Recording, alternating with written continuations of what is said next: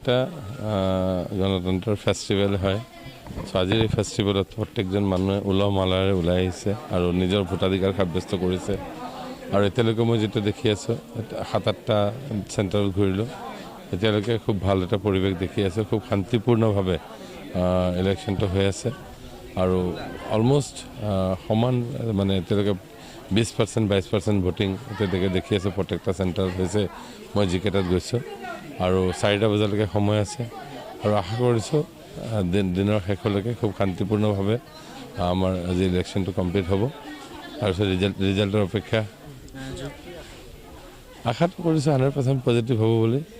যিমানখিনি আমি কাম কৰিছোঁ 1-1.5 বছৰত আৰু ৰাইজৰ লগত য'ত তেনেকৈ কানেক্ট হৈছোঁ, আশা কৰিছোঁ যে কিবা এটা ভাল ফল পাম বুলি।